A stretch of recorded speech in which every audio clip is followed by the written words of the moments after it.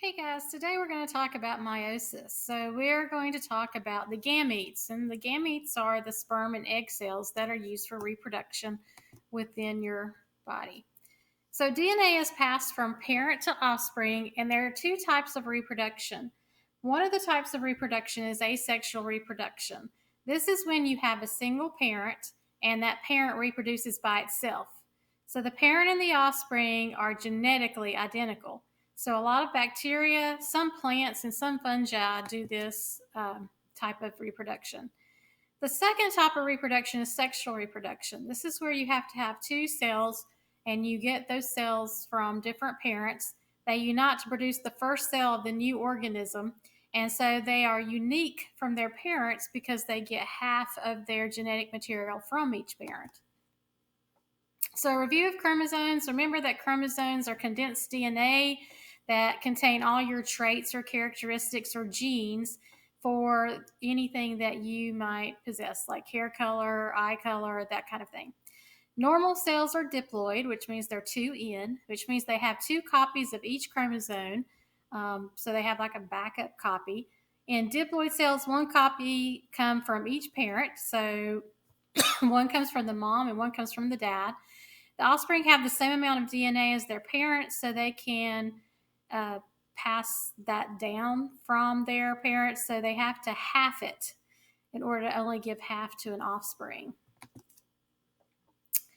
So, meiosis is a special cell division for sexual reproduction. It's not dealing with the body cells or the somatic cells. Remember, that was mitosis.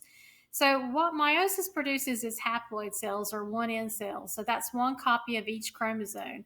So, the gametes, the egg and sperm, have one copy of that particular chromosome. Then they unite with another gamete, and then that is what creates the first cell that will be called a zygote that will form an individual. So the human gametes, the female produces in the ovaries. So you have one egg cell and three polar bodies, and the polar bodies disintegrate. So you really, from every reproduction of meiosis or process of meiosis that a female goes through, they only have one egg cell. They don't have four. In males, they produce in the testes and they produce four sperm cells, and all four sperm cells are viable. So, mitosis, the cells divide once. In meiosis, the cells divide twice. So, why do ovary and testes cells go through meiosis? And it's a reduction division, is what meiosis is. And so, it reduces the chromosomes in the gametes by half. So, they go from a diploid to a haploid. So in humans, the 2N is equal to 46 chromosomes. So a normal body cell has 46 chromosomes, 23 from the mom, 23 from the dad, and each set of 23 from mom is similar to the set of 23 from dad. So in humans, the haploid number would be 23. A normal gamete has half the normal chromosomes, so it would have 23 and not 46. So the chromosome number questions: if a horse retina cell has 36 chromosomes, how many chromosomes does a horse sperm cell have? Okay. If N equals 4 for fruit flies, how many chromosomes has a wing cell have?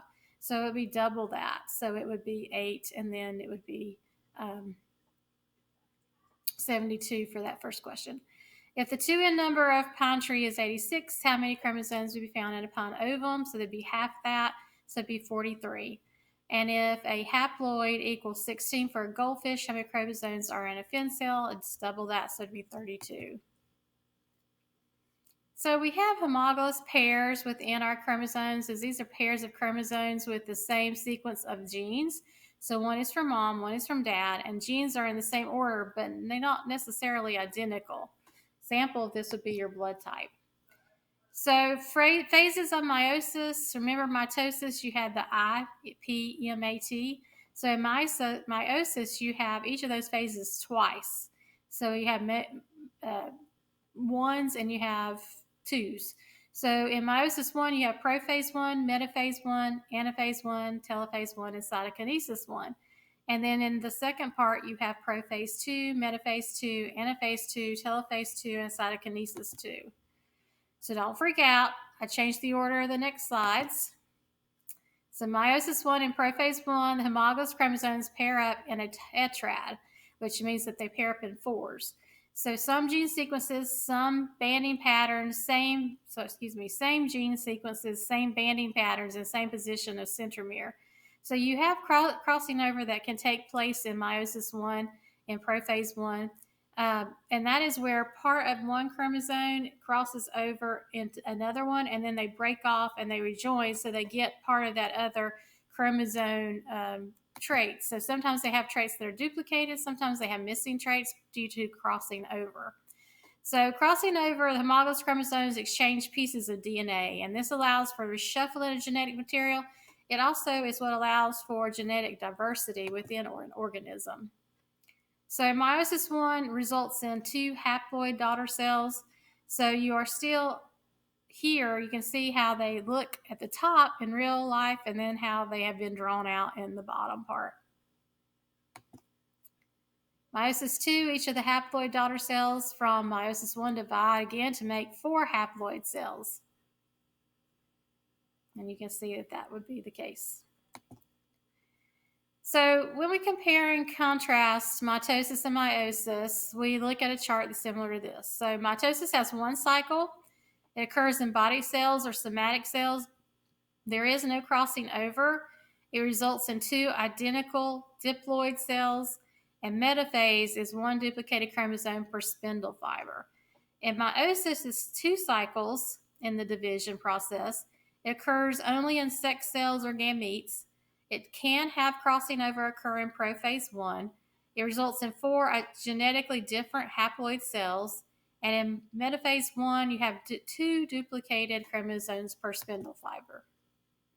So this is showing you the phases of a real cell. So interphase DNA replication occurs. DNA is in chromatin form. It unwinds like spaghetti.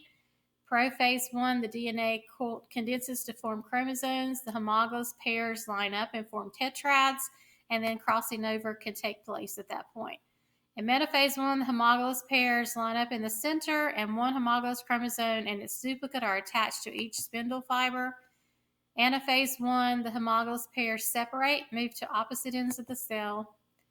Telophase 1, the nuclear membrane reappears, spindle fibers disappear. Cytokinesis, the 2 cells separate, and meiosis 1 results in 2 haploid cells that are genetically different. Prophase 2, the 2 haploid cells from meiosis will divide again.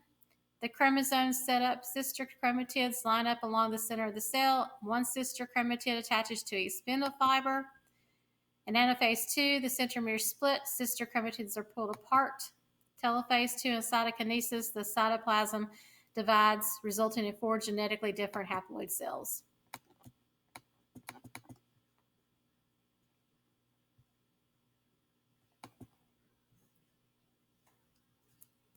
So this is the end of the slideshow. You're going to be doing a lot of things comparing and contrasting mitosis and meiosis. So if you need to go back through this, you can. Make sure you're doing all your work and that you're turning in your weekly projects. If you need to meet with me, you can come to Google Meet from 10 to 11 and 2 to 3 every day.